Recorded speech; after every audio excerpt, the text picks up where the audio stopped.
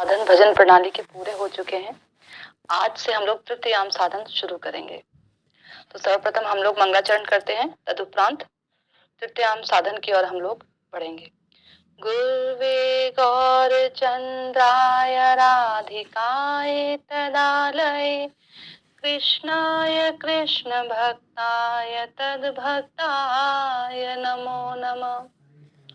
वाञ्छाकल्पतरुभ्यश्च कृपा सिन्धुभ्य एव च पतितानां पावनेभ्यो वैष्णवेभ्यो नमो नमः। नमो महावदान्याय कृष्ण प्रेम प्रदायते कृष्णाय कृष्ण चैतन्य नाम्ने गौरतिषे नमः। हे कृष्ण करुणा सिन्धु दीनबन्धो जगत्पते गोपेश गोपिका कांत राधाकांत नमोस्तुते। तप्त कांचन गौरांगी राधे वृंदावनेश्वरी वृषभानुसुते देवी प्रणमामि हरिप्रिये। भक्त्या विहीनापराधलक्षये क्षिप्तश्च कामादितरङ्गमध्ये कृपामयि त्वां शरणं प्रपन्ना वृन्दे नमस्ते चरणारविन्दम्। जय श्री कृष्ण चैतन्य प्रभु नित्यानंद श्री अद्वैत गदाधर श्रीवासादि गौर भक्त वृंद। हरे कृष्ण कृष्ण कृष्ण हरे हरे हरे राम राम राम हरे हरे। हरे कृष्णा। तो आज से हम लोग का तृतीयाम साधन भजन रहस्य नामक ग्रंथ से शुरू होने जा रहा है। तृतीयाम साधन में पूर्वाहन कालीन समय जो है उसके विषय में बताया गया है। यानी कि अभी तक जो हमने द्वितीयाम साधन सुना उसमें अभी तक रात्रि चल रही थी एक साधक के जीवन में, और इतना अंधकार था, घोर अंधकार के उसको कुछ भी नजर नहीं आ रहा था। तो जो द्वितीयाम साधन है जिसमें अनर्थ निवृत्ति की बात की गई है, जिसमें बताया गया कि साधन की जो है समाप्ति जिसमें बताई गई कि किस प्रकार से यदि एक साधक भजन करे, अपने जीवन में ये नियम सारे लेकर आए तो किस प्रकार से उसका जो भजन है वो सिद्ध होगा। सिद्ध यानी उसके अनर्थों की निवृत्ति होगी।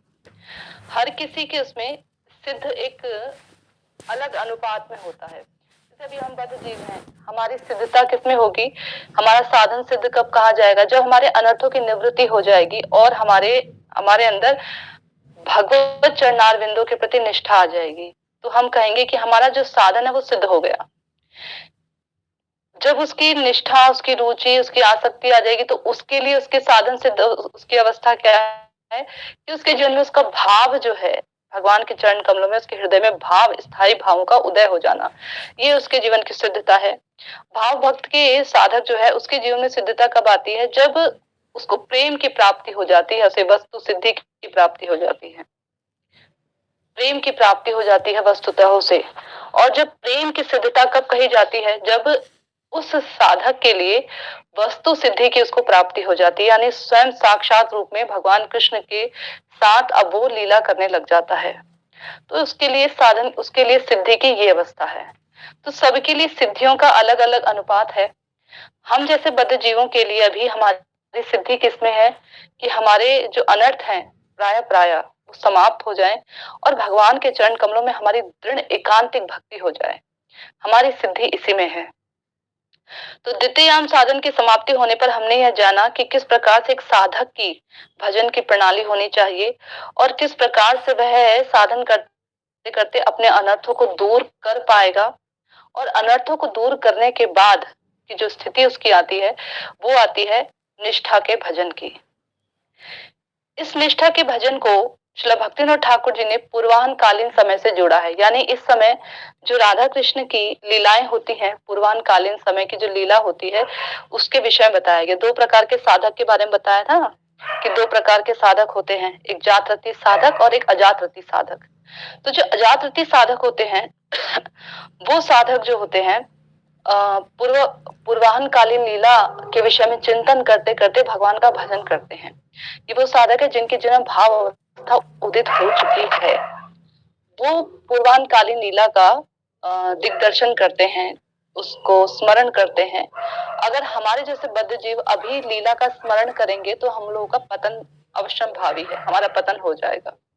इसलिए हम लोगों को केवल ये जो लीलाएं हैं ये केवल छू भर लेनी है, इतना कि बस इस हमें जानकारी मिल जाए कि हमारा जो लक्ष्य है वो कहाँ पर है।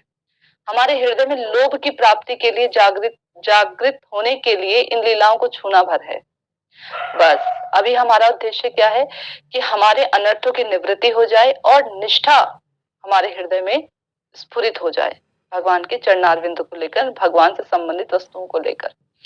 तो जो पूर्वकालीन लीला भजन है जिसमें निष्ठा के भजन की बात की गई, निष्ठा के स्तर की, इस निष्ठा के स्तर पर जो बुद्धि है एक साधक की विचलित नहीं होती। अब उसकी बुद्धि जो है वो कुछ कुछ जो है सुदृढ़ होने लगती है, कुछ कुछ स्थायी होने लगती है। जैसे कि कल बताया था कि मन जो है पहले बहुत संकल्प विकल्प करता है अनर्थग्रस्त अवस्था में, बहुत अधिक, हर बात पर, कोई भी बात हो उस बात पर वह अपने अनर्गल विचार सामने प्रस्तुत करता है। बुद्धि अगर सूक्ष्म, जितनी हमारी बुद्धि सूक्ष्म होती चली जाएगी, शास्त्रों को, शास्त्र अनुसार जो चीजें हैं, विधियां हैं, उनको जितना सूक्ष्म दृष्टि से हम देखते चले जाएंगे। अब अभी हमारी बुद्धि स्थूल है, स्थूल चीजों को देखती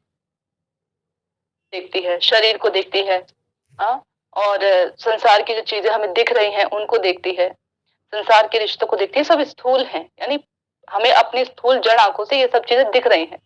लेकिन जैसे जैसे हमारी जो इंद्रियां हैं वो सूक्ष्म होती चली जाएंगी, बारीकी को प्राप्त होने लग जाएंगे। नहीं, अब हमें सूक्ष्म दृष्टि, भगवान क्योंकि सूक्ष्म से भी अति सूक्ष्म है, तो अब हम अपने मन को देखने लगेंगे, शरीर से हटकर अपने मन को देखने लगेंगे कि हमारा मन एक अलग है, हम मन नहीं है, हम अलग हैं, हमारा मन अलग है, शरीर अलग है, बुद्धि अलग है, ये सब अपने अपने स्तर पर काम करते हैं।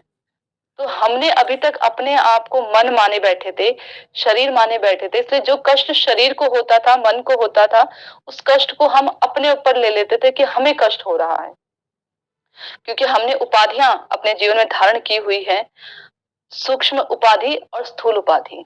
स्थूल उपाधि है जड़ शरीर जिसको हम देख पा रहे हैं, और सूक्ष्म उपाधि है मन बुद्धि अहंकार की। ये दोनों लिंग शरीर हमने धारण किए हुए हैं। जब तक ये शरीर हमसे नहीं छूटेंगे, स्थूल और सूक्ष्म शरीर, जब तक इनके बंधन से हम बाहर नहीं निकलेंगे, तो हमारे जो कर्म का बंधन है कभी समाप्त होने वाला नहीं है। जब तक इन दोनों शरीर को त्यागेंगे नहीं, तब तक हमको जो है वो चिन्मय शरीर की प्राप्ति नहीं हो सकती। इसलिए इन दोनों शरीर को त्यागना हमारे लिए अत्यंत आवश्यक है। इन शरीर को कैसे त्यागेंगे? स्थूल शरीर तो छूट जाता है, लेकिन सूक्ष्म शरीर है वो नहीं छूटता है।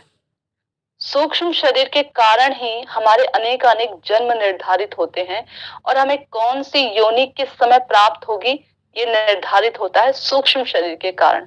अभी जो कुछ भी हम करते हैं, खाते हैं, पीते हैं, व्यवहार करते हैं, जो कुछ भी हम क्रिया कर रहे हैं, ये सारी क्रियाएं हमारे सूक्ष्म शरीर में जाकर स्टोर हो रही हैं, सब कुछ। इसीलिए कहा जाता है कि यदि हम अधिक से अधिक अपने जीवन में भजन को लेकर आएंगे, तो भजन हमारे सूक्ष्म शरीर में स्टोर होता जाएगा, जिससे ये भजन के कारण ये सूक्ष्म शरीर नष्ट होता है। स्थूल शरीर काल के समय पे, काल के अनुपात में अपने आप एक समय आने पर नष्ट हो जाता है। जिसकी जितनी आयु है उतने वो नष्ट हो जाता है। लेकिन सूक्ष्म शरीर कैसे नष्ट होता है? सूक्ष्म शरीर नष्ट होता है भजन के द्वारा, केवल भक्ति के द्वारा ही सूक्ष्म शरीर नष्ट होता है। इसके अतिरिक्त इस सूक्ष्म शरीर को नष्ट करने का अन्य कोई उपाय नहीं है, कोई उपाय नहीं है। हम कहीं पर भी चले जाएं, किसी भी ब्रह्मांड में चले जाएं, यहाँ तक कि ब्रह्मलोक तक भी हम चले जाएं, अगर हमारा सूक्ष्म शरीर जो है समाप्त नहीं हुआ है, तो भी हमको जो है जन्म लेना पड़ेगा। इसके ऊपर जाके सूक्ष्म शरीर जैसे समाप्त होता है, तो फिर इसके ऊपर विरजा नदी के ऊपर जो आध्यात्मिक लोग आता है, वहां से हमको आध्यात्मिक शरीर की प्राप्ति होने लगती है। जैसा हमारा भाव रहेगा, चाहे ऐश्वर्य है, चाहे माधुर्य है, जिस प्रकार के भी हमारे इष्ट रहेंगे, चाहे नारायण हो, चाहे राम हो, कृष्ण हो, जो भी हमारे इष्ट देवता रहेंगे, जिस प्रकार का भी हमारा भाव रहेगा, उसी प्रकार का हमको परिवेश प्राप्त होगा, उसी प्रकार का हमको जो है धाम प्राप्त होगा, उसी प्रकार के हमारे जैसे इष्ट हैं, उसी प्रकार के हमारे उनके साथ में गुण, उन लीलाएं उसी प्रकार की प्राप्त होंगी। सब कुछ उसी प्रकार का प्राप्त होगा, लेकिन कब? जब ये सूक्ष्म शरीर छूटेगा तब। तो सूक्ष्म शरीर को छोड़ने का एकमात्र उपाय है भजन। अन्यथा किसी भी कारण से हम इस मन की गति को कभी नहीं रोक सकते। अभी हम यहाँ बैठे हैं, अभी मन इतना तीव्र गति से दौड़ता है कि केवल सोचने भर मात्र से ही, बोला भी नहीं है, सोचने भर मात्र से ही अभी ये ब्रह्मलोक तक की सैर करके आ सकता है। इतना तीव्र गति है इस मन का। तो इस मन की गति को रोकने का एकमात्र उपाय है भगवान के चरण कमलों में शरणागत होना। भजन की परिपाटी ही शुरू होती है जब हम भगवान के चरण कमलों में शरणागत होते हैं, और अनुपात शरणागति का बढ़ता चला जाता है। जिस जिस अनुपात में हमारी अनर्थों की निवृत्ति होती चली जाती है, उस अनुपात में हमारी भगवान के प्रति शरणागति बढ़ती चली जाती है, भजन के प्रति हमारी स्पृहा बढ़ती चली जाती है, भजनीय वस्तु के प्रति हमारा राग बढ़ता चला जाता है। उस अनुपात में ये सब चीजें होने लग जाती हैं। और जिस अनुपात में होड़ लगी रहती है, जिस अनुपात में हमारा भजन बढ़ता चला जाएगा, उस अनुपात में हमारा संसार का जो व्यवहार है वो क्षीण होता चला जाएगा। उसी अनुपात में क्षीण होगा जिस अनुपात में भगवान से हमारा राग बढ़ता चला जाएगा। राग बढ़ेगा, संसार का अनुराग अपने आप कम हो जाएगा, या यूं कह लीजिए भगवान से अनुराग बढ़ेगा तो संसार का राग अपने आप समाप्त हो जाएगा। तो तिथ्ययाम जो साधन है ये सूर्योदय के समय से शुरू होता है, और दिन का जो पहला प्रहर है उसे कहते हैं पूर्वाहन कालीन समय। इस समय में जब पहले अनर्थ निवृत्ति चल रही थी तो अंधेरा था, ठीक ढंग से नजर नहीं आ रहा था, यूं तो आभास मात्र था सूर्य का, लेकिन फिर भी कहीं कहीं पर इतनी क्लियरिटी नहीं थी। अब जैसे ही सूर्य उदय हो गया, यानी साधक के जीवन में निष्ठा आ गई, अब उसको सब कुछ साफ साफ दिखने लगता है। जैसे सूर्योदय के बाद सब कुछ हमें साफ दिखने लगता है, कहाँ पर पेड़ है, कहाँ पर घर है, कहाँ पर पत्थर है, सब साफ दिखने लगता है। लड़खड़ाने के, गिरने के चांस बहुत कम होते हैं, बहुत कम। ऐसे ही निष्ठा के स्तर पर जो एक साधक आ जाता है उसको भी गिरने के चांस बहुत कम होते हैं, क्योंकि अनर्थों की स्टेज पर ही, जब भजन क्रिया उसकी चल रही होती है, उसी स्टेज पर ही वो जान जाता है कि भगवत तत्व क्या है, माया तत्व क्या है, वो सब समझ जाता है। अब उसकी बुद्धि विचलित नहीं होती, ना विचलित होती है, ना कोई विचलित कर सकता है उसे भक्ति से। अब उसको कोई कितने भी, चाहे बेशक उसको शास्त्रीय श्लोकों के आधार पर वो सामने वाले की बातों को ना काट सके, कितना भी कोई ज्ञानी सामने खड़ा हो जाए, लेकिन अगर उसको भजन में निष्ठा आ गई है, उसके उस साधक के जीवन में निष्ठा आ गई है, तो अब उसको कोई भी भक्ति पद से नीचे नहीं गिरा सकता, कोई भी नहीं गिरा सकता, क्योंकि इतना वो तत्व में सुदृढ़ हो चुका है। बेशक वो वाक पटुता नहीं है, कई लोग ऐसे होते हैं जो वाक पटु नहीं होते हैं, बोलने में पटु नहीं होते हैं, सांसारिक व्यवहार उनका बड़ा अच्छा होता है। हाँ, और आध्यात्मिक जीवन में भी ऐसे लोग जो होते हैं बड़े पटु होते हैं बातचीत करने में, लेकिन कुछ लोग ऐसे होते हैं जो बातचीत में ज्यादा व्यवहारिक नहीं होते, ज्यादा बातचीत नहीं कर सकते हैं। कहते हैं ना, हमें ज्यादा बोलने की आदत नहीं, हम चुप रहते हैं, हमें चुप रहना पसंद है। चुप रहना पसंद क्यों है? क्योंकि वो ज्यादा बात ही नहीं कर पाते, उनका स्वभाव ही नहीं है। तो ऐसे वाक्पटु लोग जो होते हैं, हो सकता है कि सामने वाले की बात को वो काट ना सके, लेकिन उनकी बुद्धि में स्थिर है, तो उस बात को वो कभी भी गलत जो है उस बात पर उनका जो मन है उनको डगमगा नहीं सकता, कभी नहीं डगमगा सकता, स्थिर रहेंगे अपनी बात पर। तो यहाँ कहा गया कि जिसके जीवन में निष्ठा आ जाती है उसकी बुद्धि जो है अब विचलित नहीं होती। तो ये जो साधन याम है, ये जो याम है, ये ऐसे ही साधकों के लिए है जिनके जीवन में निष्ठा आ चुकी है।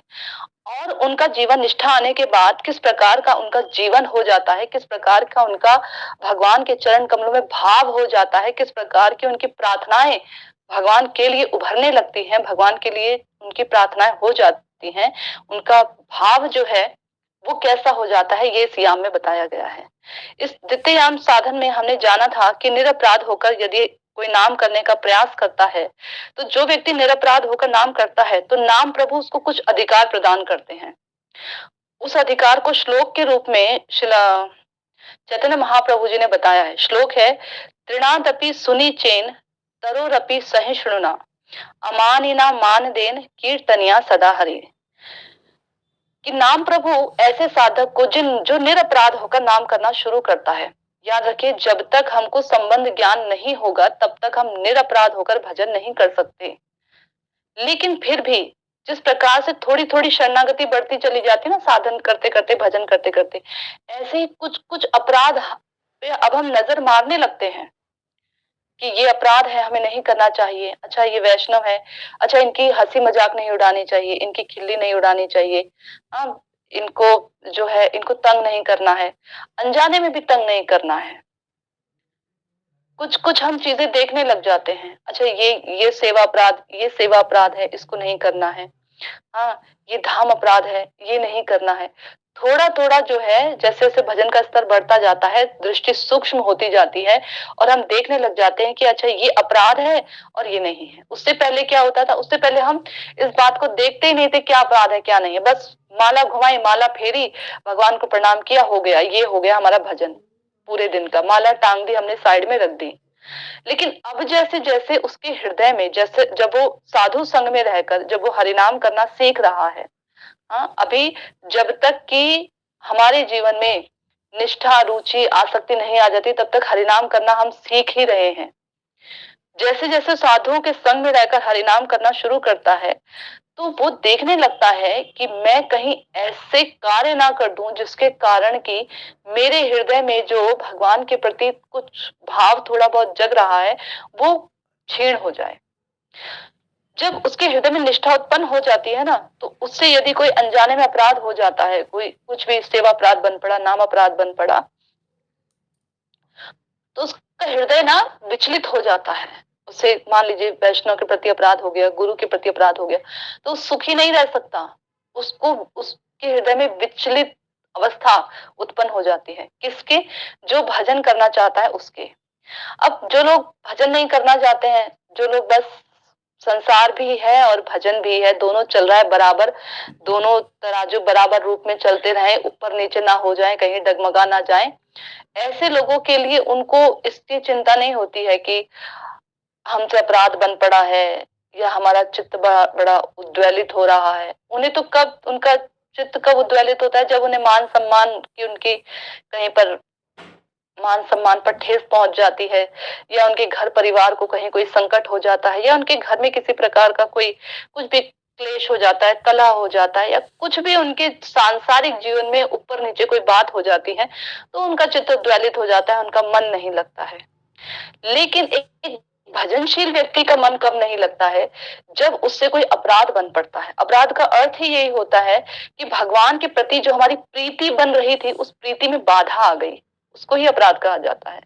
तो निष्ठावान साधक ये बात समझ जाता है और नाम प्रभु इतने दयालु हैं कि ऐसे व्यक्ति को जब वो नाम कर रहा होता है और भगवान से प्रार्थना कर रहा होता है कि प्रभु क्यों नहीं मेरे हृदय में पहले के जैसे आपके प्रति समर्पण भाव आ रहा है, क्यों नहीं आ रहा है, तो नाम प्रभु उसको उसकी गलती दिखा देते हैं और वो समझ जाता है। भगवान ने बोला ददामी बुद्धि होगा, मैं उसे बुद्धि प्रदान करता हूँ। तो ठीक इसी प्रकार से भगवान बुद्धि प्रदान करते हैं। इसी प्रकार से भगवान उसे बताते हैं कि देखो अभी तुम यहाँ गलत थे, देखो अभी तुमने ये गलती की, तुम ये सेवा कर सकते थे, तुमने जानबूझकर प्रमादवश ये सेवा नहीं की। हाँ, तो दिखा देते हैं भगवान उसको, ऐसे साधक को, किसको? जो भजन करना चाहता है उसको।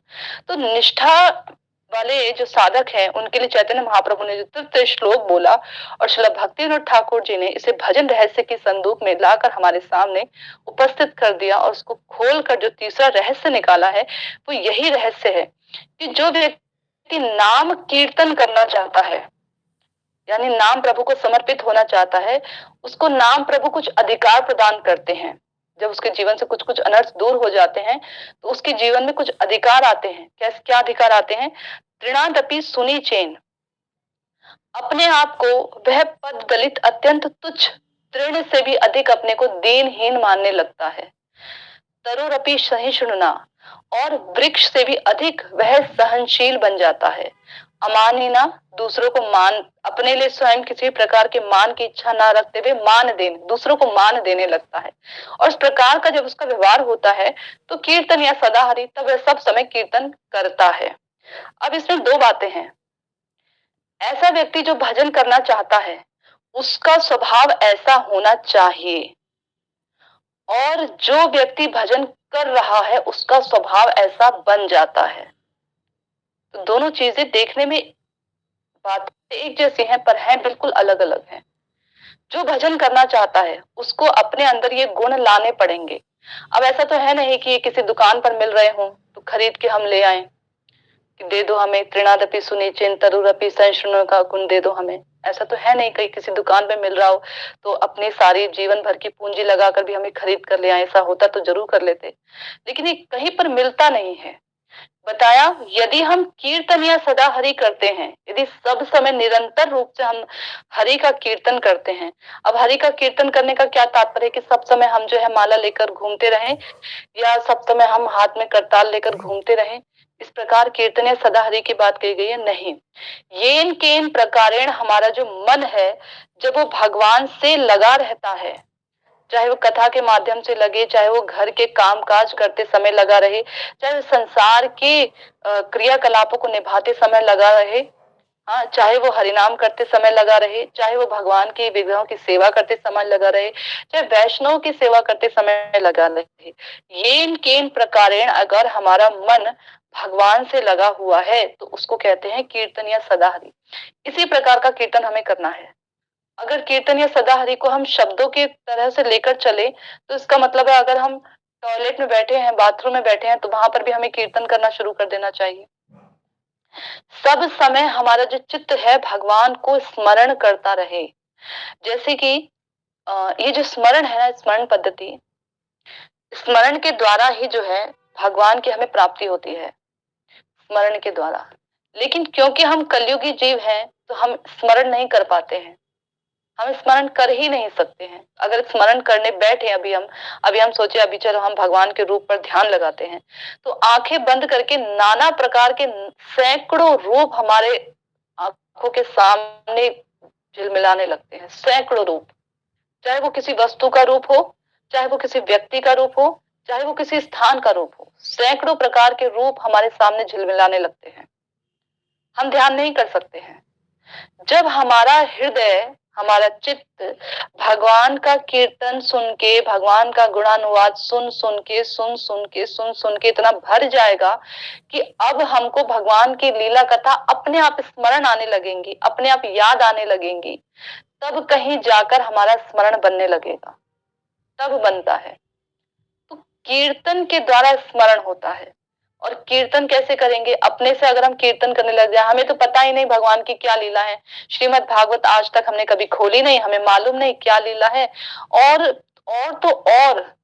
अगर हम कहीं और की भागवतम उठाएं तो अधिक से अधिक अगर हम उसके शब्दों पर जाएं तो सारा ब्रह्मवाद में लिखा हुआ है। अधिकतर जगह पर आपको ब्रह्म का ही बोलबाला दिखेगा। तो आप कैसे समझेंगे भगवान की पराकाष्ठा को, भगवान की महत्ता को कैसे समझ पाएंगे? तो श्रवण करना पड़ेगा। किसी साधु से, शुद्ध साधु से आपको श्रवण करना पड़ेगा, तब आप कीर्तन कर पाएंगे, तब आपका स्मरण होगा। और ये स्मरण हमें भगवान तक पहुंचाता है। जैसे कंस आदि, रावण आदि जो थे, ये भगवान का स्मरण करते थे सब समय। अब इन्होंने तो भगवान को भाई देखा हुआ था, साक्षात रूप में भगवान की लीलाएं देखी थी कि कितने सारे राक्षस हमने भेजे, मार मार के भेज दिए, कहां कहां तक भेज दिए। उनकी वीरता की, उनकी शौर्यमयी कथाएं भगवान की सुनी हुई थी, कंस ने, रावण ने। तो इसलिए क्या हुआ कि उनको सब समय स्मरण रहता था। विपरीत प्रतिकूल भाव में स्मरण रहता था, वो अलग बात है, लेकिन स्मरण रहता था क्योंकि भगवान को उन्होंने देखा था, उनका उनका जो गुण है, गुणानुवाद सुना था उनका, उनका नाम सुना था। सुनाने वाले भी कोई ऐसे वैसे नहीं थे, कभी नारद जी आ जाते थे सुनाने, कभी जो आसपास के जो ग्रामवासी थे वही सुना देते थे कि कृष्ण ने आज ऐसा किया था, वहां ऐसा हुआ था। साक्षात आंखों देखा हाल बता देते थे। तो आंखों देखे हाल पे ज्यादा हमें विश्वास होता है। और हमने तो देखा ही नहीं ना भगवान के नाम को की महत्ता को जाना, ना रूप को देखा, ना गुणों को देखा, ना उनकी लीलाओं से हम परिचित हैं। हमने नहीं देखा है अपनी आंखों से, तो हम कैसे विश्वास करें? क्योंकि हम बद्ध जीव की एक आदत होती है, जब तक हम अपनी आंखों से देख ना ले उस पर विश्वास नहीं करते। जब तक हम अपनी इंद्रियों का उपयोग करके उस चीज को अनुभव ना कर लें तब तक हम विश्वास नहीं करते। कानों से सुन लेंगे तो विश्वास कर लेंगे, आंखों से देख लेंगे तो विश्वास कर लेंगे। जब तक अपनी इंद्रियों का प्रयोग करके हम उस चीज का अनुभव ना कर ले हम विश्वास नहीं करते हैं। ये हमारी अवस्था है बद्ध जीवों की। तो हम कैसे यकीन कर लें कि शास्त्र सत्य है? शास्त्र किसी व्यक्ति ने नहीं लिखे, ये भगवान से ही आए हैं। हम कैसे विश्वास कर ले? विश्वास नहीं हो पाएगा हमें। लेकिन जब हम किसी साधु के संग में रहकर, और साधु के संग में भी हम तब जाएंगे जब हमारी श्रद्धा होगी साधुओं के प्रति। हमारी श्रद्धा ही नहीं है तो हम क्यों जाए साधु के पास? वहां समय हमें लगेगा हम समय बर्बाद कर रहे हैं। इससे अच्छा तो अच्छा हम किसी पॉलिटिशियन के पास जाते हैं, कुछ हमारा काम बनेगा वहां जाके। या हम डॉक्टर के पास जाते हैं, लॉयर के पास जाते हैं, उनके पास जाएंगे। हम क्यों साधुओं के पास जाएं? क्या काम बनेगा हमारा? जब तक श्रद्धा नहीं होगी तब तक हम साधुओं के पास नहीं जाएंगे। क्यों जाएंगे? आप लोग यहाँ बैठ के कथा सुन रहे हैं, क्यों सुनेंगे कथा? क्या मिलेगा सुनकर? श्रद्धा होगी कि कुछ मिल रहा होगा तभी तो सुनेंगे, ऐसे ही थोड़े ना सुन लेंगे। तो श्रद्धा अत्यंत जरूरी है। और ये श्रद्धा कहाँ से आती है? ये श्रद्धा हमारी अपनी ही सुकृतियों से आती है। इस जन्म में हम जितनी जितनी जितनी सुकृतियां एकत्र करेंगे, हमें जब भी जन्म मिलेगा भगवत कृपा से, जब भी हमें जन्म मिलेगा उस जन्म में हम उसी अनुपात में साधुओं का संग करेंगे। एक व्यक्ति के जीवन में गुरु का आना भी उसकी सुकृति पर निर्भर करता है। जिस प्रकार की उसकी सुकृतियां होंगी उसी प्रकार के लेवल का गुरु उन्हें प्राप्त होगा, उसी प्रकार के गुरु।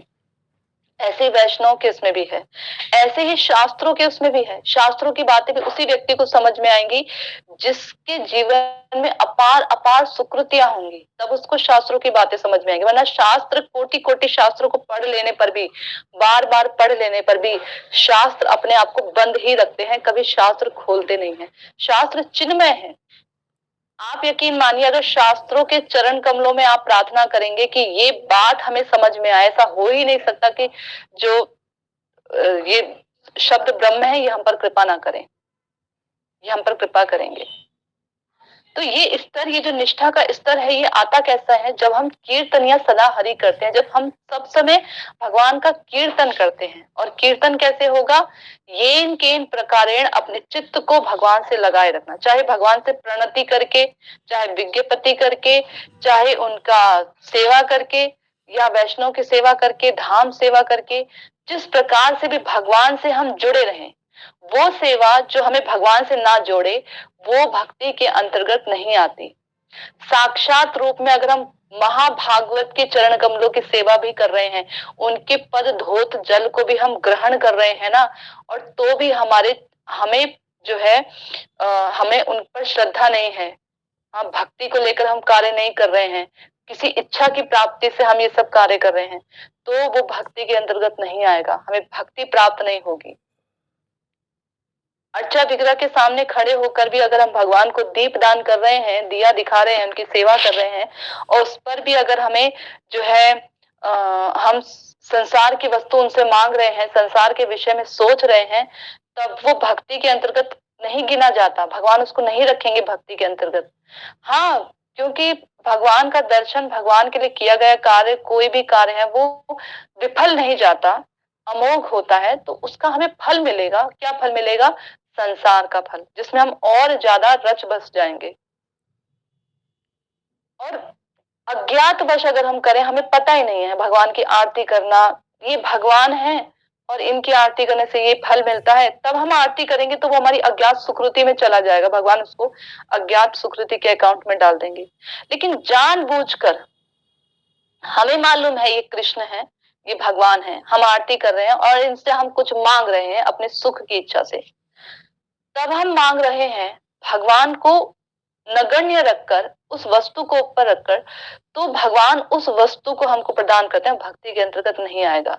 लेकिन इस पर भी देखिए भगवान कितने करुणामय हैं, कितने वात्सल्यमय हैं, पिता है ना हमारे, हमारे पिता हैं, हमारे माता है, माता धाता सब कुछ भगवान ही है। तो वो क्या करते हैं, वो देखते हैं कि ये जीव मुझसे जो है विषय सुख नहीं, विषय विष मांग रहा है, तो भगवान उसकी इच्छा को पूर्ति करके भी इस प्रकार से उसकी इच्छा पूर्ति करते हैं कि अंततः उसको इस बात पर विश्वास हो जाता है कि मैंने मांग कर गलती की। लेकिन किसका करेंगे भगवान? जो भगवान के चरण कमलों में शरणागत होना चाहता है उसका। जो नहीं होना चाहता, जिसको संसार ही प्रिय लगता है, जिसको जो ये कहता हो कि मुझको संसार ही प्रिय लगता है, भगवान तो केवल एक जरिया मात्र है संसार को प्राप्त करने का, इस व्यक्ति का भगवान जो है अभी इंतजार करो। भगवान कहते हैं अभी इंतजार करो, ऐसे व्यक्ति को कहते हैं तुम इंतजार करो अभी, क्योंकि सीढ़ी बनाकर रखा है हमने भगवान को अपने सुख के लिए। तो जो निष्ठावान साधक होता है वो कीर्तन या सदा हरि करता है, तो जब वो कीर्तन करता है तो कीर्तन करते करते उसके अंदर जो है इस प्रकार के गुण आने लगते हैं। तृणादपि सुनिचेन, तृणादपि सुनिचेन, तृण बोलते हैं घास के तिनके को, जमीन पर जैसे तृण उगता है ना, तो चैतन्य महाप्रभु ने कहा जो साधक भजन करना चाहता है वह तृण से भी तुच्छ होना अपने आप को तृण से भी तुच्छ माने, तृण से भी तुच्छ माने। कैसे? एक तृण घास जमीन पर उगती है, अगर उस पर कोई पैर रखता है तो उसके बाद वो पैर रखने के साथ ही नीचे हो जाती है, नीचे हो गई, सर झुक गया उसका। लेकिन जैसे ही वो साधक आगे बढ़ता है वो घास फिर से खड़ी हो जाती है, ये देखने के लिए कि मेरे ऊपर पांव किसने रखा था। ये तो खैर एक व्यंग्यात्मक बात है, लेकिन वो फिर से खड़ी हो जाती है तृण जो है। हाँ, तो एक साधक को तृण से भी तुच्छ होना है, अपने आप को तृण से भी तुच्छ मानना है, होना नहीं है, मानना है। या मानना है यानी कि वह तुच्छ है नहीं, तुच्छ नहीं है वो। अगर सच में तराजू में तोला जाए तो तुच्छ नहीं है वो, निकृष्ट नहीं है, गिरा हुआ नहीं है, लेकिन मान रहा है अपने आप को कि मैं तृण से भी तुच्छ हूं, तृण से भी गिरा गुजरा हूं। क्यों? वो क्योंकि उसको उसका जो अहंकार होता है ना, जो जड़ीय अहंकार होता है, भजन करते करते नाम प्रभु की कृपा से नाम प्रभु उसको दिखाते हैं कि देखो देखो तुम अपने इस अहंकार को देखो, तुम कितना ऊपर तक जा रहे हो और तुम हो कुछ नहीं वास्तव में, अभी भी तुम देह से, शरीर से, हाँ, इसकी ममता से चिपके हुए हो, तुम हो कुछ नहीं वास्तव में, तुम्हारा कोई वजूद नहीं है। हाँ, तुम भक्ति पथ पे भी कहीं भी नहीं हो, तुम अत्यंत निकृष्ट हो, पामर हो। नाम प्रभु हमें हमारे अपराधों को, हमें हमारे पापों को दिखाते हैं कि हम कितने पापी हैं। तो जो व्यक्ति को उस बात का आभास होने लगता है कि सच में हम कितने पापी हैं, कितने हम निकृष्ट हैं, वही तो समझ पाएगा कि हम तृणादपि सुनिचेन हैं। वरना क्या होता है, भजन करते करते तो हमारे हृदय में यही भाव आता है कि अरे हम भजन कर रहे हैं, अहंकार देखिए किस हद तक जाता है कि हम भजन कर रहे हैं और हमारा भजन जो है, हम भजन करते करते हम एक भजनीय व्यक्ति हो गए हैं, हम कितने बड़े भजनशील व्यक्ति हैं। हाँ, हम भजन करते हैं और हमारे जैसा कोई नहीं है, देखो हम कितनी माला करते हैं, ये तो कुछ भी माला नहीं करता है, देखो बात करते करते तो ये माला करते हैं, हम कितनी सेवा करते हैं, देखो ये तो कुछ सेवा भी नहीं करता है। सेवा हम कितने अच्छे ढंग से करते हैं, देखो हम जब सेवा करते हैं तो 4 लोग हमारी तारीफ करते हैं तो फूल जाता है सीना, इसमें भी हमारा अहंकार आ जाता है भक्ति में। तो यहाँ पर समझ जाना चाहिए कि कीर्तन या सदाहरि नहीं हो रहा है, यहाँ पर अपना कीर्तन हो रहा है, कीर्तन या सदाहरि नहीं है, अपना कीर्तन हो रहा है। कीर्तन या सदाहरि कब होगा? जब हम कीर्तन करते करते यानी भगवान का भजन करते करते हमारे हृदय में सच में भाव आने लगे कि हम तृण से भी तुच्छ हैं। तृणादपि सुनिचेन, तरोरपि सहिष्णुना, वृक्ष वृक्ष के समान सहिष्णु होना पड़ेगा। वृक्ष के समान सहिष्णु कैसे?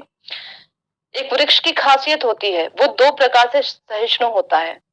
जब उसको कोई काटता है, वृक्ष को काटता है तो किछु ना बोले, वो कुछ बोलता नहीं है, ये मुझे क्यों काट रहे हो, हाँ तुमने उगाया था क्या मुझे, जो तुम मुझे काट रहे हो, वो कुछ नहीं बोलता। काटने वाला काट लेता है। दूसरा, जब है उसे कोई पानी नहीं दे रहा होता है तो भी वो ये नहीं कहता है कि मुझे पानी लाकर दो, मैं सूख रहा हूं, मैं तुमको फल देता हूँ, तुमको छाया देता हूँ, कितना कुछ तुम्हारे लिए करता हूँ, और तुम मुझे पानी नहीं दे रहे हो। तो सूखने पर भी वह पानी नहीं मांगता है। ये दो प्रकार से सहिष्णुता हमारे अंदर होनी चाहिए। दो प्रकार से कैसे, कि हमको भी ऐसा होना चाहिए कि कोई यदि हमें एक, हम तो हैं ही पामर, हम तो हैं ही गिरे हुए, लेकिन कोई यदि हमें इस बात का एहसास कराए तो हमको अपना गर्दन उठाकर नहीं बोलना है कि कैसे तुमने हमें ये बात कह दी, हम क्या कम है, हम क्या किसी से कम है, तुम कैसे ये बात कह सकते हो। लेकिन हम क्योंकि देह अभिमान से युक्त होते हैं, तो जब हमारा क्रोध, क्योंकि जो गुस्सा है, क्रोध है, वो हमारे विवेक को हर लेता है, और विवेक को हरने के कारण, विवेक हमारा सब कुछ हर लेता है, हमारी जो आध्यात्मिक बुद्धि है उसको हर लेता है। तो इस जो ये क्रोध है, जब क्रोध का वेग हमारे ऊपर आरूढ़ होता है, तो कहा ना वाचो वेगम मनसा वेगम क्रोध वेगम, तो जब क्रोध का वेग आता है तो जीवा का वेग अपने आप आ जाता है। जैसे ही क्रोध आएगा ना, तो जीवा टप्पर टप्पर टप्पर टप्पर बोलने लगती है, और सामने वाले व्यक्ति को कितना कुछ बोल देती है, उसके हृदय को कितना विदीर्ण कर देती है, हमें पता भी नहीं लगता। फिर लड़ाइयां होती हैं, फिर जो संबंध है वो विच्छेद भी हो जाते हैं। ऐसा होता है। क्रोध का कितना बड़ा महत्व देखिए, क्रोध वाचो वेगम, इसीलिए बोला, इसीलिए द्वितीय याम में बोला गया, सबसे पहला जो श्लोक आया था ना, वो यही आया था, वाचो वेगम मनसा क्रोध वेगम जिह्वा वेगम उदर उपदस्थ वेगम, कि आपको सर्वप्रथम अपने इंद्रियों को भगवान की सेवा में लगाना पड़ेगा। यहां से भजन आपका शुरू होगा, यहां से अपनी इंद्रियों को जानबूझकर, ये लगेंगी नहीं, लेकिन प्रयासरत करके भगवान की सेवा में लगाना पड़ेगा। तो इस प्रकार से जो पेड़ है, दो प्रकार से जो है सहिष्णु बना रहता है। और एक खास बात और होती है पेड़ की, जब इसको काट देते हैं ना, तो काट कर इसकी लकड़ी का भी उपयोग हम करते हैं। ये मरने के बाद भी हम पर कृपा करता है। देखिए, काट कर इसकी लकड़ी का उपयोग करते हैं, कुर्सी बन गई, फर्नीचर बन गया, टेबल बन गया, बेड बना देते हैं, कितना कुछ बनाते हैं। और जब वो भी खराब हो जाती है लकड़ी, तो उसको हम जला देते हैं, तो हम हाथ सेकते हैं, खाना बनाते हैं, और उसके बाद भी जब वो जलकर राख बन जाती है, उसके बाद उस राख से हम बर्तन भी धोते हैं। तो जब तक उसका अस्तित्व बना रहता है जरा सा भी, तब तक वो सेवा में लगा रहता है। इसी प्रकार से एक साधक को भी, एक महात्मा ने ये बात कही थी कि जब तक हमारा शरीर काम करने योग्य है, तब तक हमें अपने शरीर से अपने लिए सेवा किसी दूसरे से नहीं लेनी चाहिए। बीमार पड़ जाए, वृद्ध हो जाए, वो एक अलग समय है, तब एक अलग बात है, लेकिन जब तक हमारा शरीर स्वस्थ है, तब तक हमें दूसरे से सेवा नहीं लेनी चाहिए। क्यों? ये बहुत उन्नत कोटि की सोच है, कि वह सोच रहा है कि सामने वाले व्यक्ति से जिससे हम सेवा ले रहे हैं, ये शरीर नहीं है, ये मेरा रिश्तेदार नहीं है, ये तो भगवान का एक अंश है। भगवान इसके हृदय में निवास करते हैं। भगवान ने बोला है कि मैं सभी भूतों के हृदय में मैं निवास करता हूँ, सभी भूतों के हृदय में मैं निवास कर रहा हूँ, भगवान है इसके हृदय में, और मैं इनसे ले रहा हूँ सेवा। कितना मेरा दुर्भाग्य की बात है कि मुझे प्रभु की सेवा करनी चाहिए, मैं इनसे सेवा ले रहा हूँ। लेकिन यहाँ पर ये सोचते सोचते कभी कभी ना ब्रह्मवादियों का विचार आ जाता है। ब्रह्मवादी क्या कहते हैं? सामने वाला व्यक्ति भगवान है, ब्रह्म है, हम भी ब्रह्म है, वो भी ब्रह्म है, वो इस प्रकार का विचार कर लेते हैं। लेकिन एक भक्त ये नहीं सोचता कि सामने वाला व्यक्ति भगवान है, वो सोचता है कि इसके हृदय में मेरे प्रभु रहते हैं। ये भगवान होने में और उसके हृदय में भगवान होने में, दोनों में बहुत फर्क है। ब्रह्मवादी सोचते हैं कि सामने भी भगवान है, ये भी नारायण है, बोलते नर नारायण सेवा, नर की सेवा कर रहे हैं, क्यों? क्योंकि नारायण है। वो गाते हैं ना, पता नहीं किस रूप में आके नारायण मिल जाएगा, तो इसलिए सेवा कर रहे हैं कि नारायण है, इनकी सेवा करो, इनकी सेवा करो, नारायण की सेवा करो। नहीं, भक्त सोचते हैं इनके हृदय में मेरे प्रभु निवास करते हैं, इसलिए मुझे इनसे सेवा नहीं लेनी है, इनकी सेवा करनी है। इनकी सेवा करनी है। तो पेड़ अपने मरने के बाद भी जब तक उसका अस्तित्व राख तक की स्टेज जब उसकी रह जाती है तब भी वह सेवा में लगता है। इसी प्रकार एक साधक को भी सब समय अपने आप को सेवा में लगाए रखना चाहिए, सब समय। और देखिए हमारा शरीर कैसा है, मरने के बाद हमारे शरीर की कोई वैल्यू ही नहीं होती है। हमारे शरीर की मरने के बाद ये किसी काम में नहीं आता। किसी भी जानवरों का शरीर तो फिर भी काम में आ जाता है। जानवरों का शरीर, उनकी उनकी उनकी चमड़ी से कितने तरीके के आजकल साधन बनते हैं, हाँ कितने तरीके की चीजें बनती है। हमारा शरीर तो उस काम भी नहीं आता है। इतना हम हमारे से ज्यादा निकृष्ट जो शरीर है, जो योनि है, वो किसी की भी नहीं होगी। लेकिन ये निकृष्ट योनि प्राप्त करने के लिए भी उत्तम योनि है। कैसे? क्योंकि इसी योनि से हम भगवान को प्राप्त कर सकते हैं। निकृष्ट होने पर भी, शरीर अत्यंत निकृष्ट होने पर भी, किसी काम का ना होने पर भी ये अत्यंत महत्वपूर्ण है, क्योंकि एक यही एकमात्र योनि है, मनुष्य योनि, जिसमें हम भगवान को प्राप्त कर सकते हैं। इसके अतिरिक्त अगर देवता की योनि भी मिल जाए तो उसमें भी हम भगवान को प्राप्त नहीं कर सकते हैं। कीट पतंग जानवर पशु पक्षी इनकी तो छोड़ ही दीजिए बात, देवता की योनि भी मिल जाए ना, उसमें भी हम भजन नहीं कर सकते हैं। जो हमारे ये बृहद भागवतामृत है, इसमें जो द्वितीय जो इसका वो है ना पाठ है, द्वितीय पाठ है, उसमें जब गोप कुमार जी ब्रह्मा जी के पास जाते हैं, ब्रह्मा जी के पास जाते हैं तो देखते हैं ब्रह्मा जी जो है सेवा में लगे हैं, वहां नारायण की सेवा कर रहे हैं और वेद आदि बड़े ऊंचे ऊंचे स्वर से जो है वहां पर भगवान की महिमा का गान हो रहा है। तो बड़े खुश होते हैं कि ब्रह्मा जी का मुझे सानिध्य प्राप्त हो रहा है। ब्रह्मा जी सब समय जो है देखिए किस प्रकार से भगवान की सेवा में लगे हैं, तो इनके अनुगत्य में रहते रहते मैं भी सेवा में लग जाता हूँ।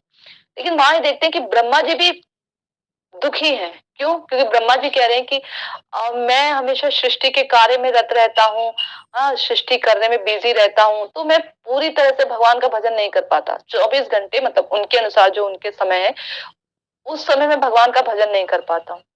ब्रह्मा जी भी भगवान को समय पूरा नहीं दे पा रहे हैं, उनका भी जो चित्त है वो संसार की सृष्टि करने में लगा रहता है।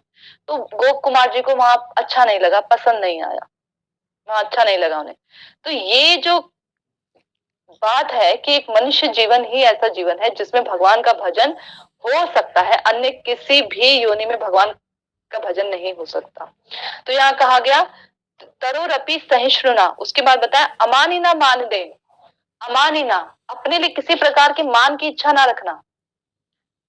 लेकिन वास्तव में क्या होता है हमारे साथ? वास्तव में हम भजन करते हैं और अपने लिए मान की इच्छा रखते हैं। थोड़ा सा भी हम कुछ कर दें और हमारी वाहवाही किसी ने नहीं की तो उसमें हमें लगता है कि अरे हमारा तो कुछ हुआ ही नहीं। इवन हम कथा कह दें और बहुत बढ़िया कथा कह दें और कोई हमारी तारीफ ना करे, 2-3 लोग उठकर ये ना कहे आप बढ़िया कथा गई थी, बहुत बढ़िया हुआ था, बहुत बढ़िया कीर्तन हुआ था, बहुत बढ़िया हुआ था, तो ऐसा लगता है कि अधूरा है, कुछ हुआ ही नहीं। भजन में भी हम स्व सुख ढूंढते हैं, स्व सुख, जहां हमें भगवान के सुख की इच्छा रखनी चाहिए, स्व सुख। तो ये निष्ठा पूर्वक भजन का ही स्टेज है कि हमें मालूम है कि ये स्व सुख है और फिर हम अपने मन को इससे लड़ते हैं अपने मन से कि नहीं तुम्हें ऐसा नहीं सोचना है, बुद्धि पूर्वक चल रहा है अभी सारा काम, रुचि में आसक्ति में बुद्धि बुद्धि नहीं लगती है, लेकिन निष्ठा के स्तर पर बुद्धि लग रही है उसकी। वो बुद्धि के द्वारा समझाता है अपने आप को कि अरे तुम क्यों प्रतिष्ठा चाह रहे हो, प्रतिष्ठा जो होती है शुक्र की विष्ठा होती है, तुम क्यों इस विष्ठा को खाने पे लगे हो, तुम क्यों गधे के मूत्र में तुम स्नान करने पे लगे हो, हाँ तुम कैसे हो, ऐ मेरे दुष्ट मन तुम कैसे हो।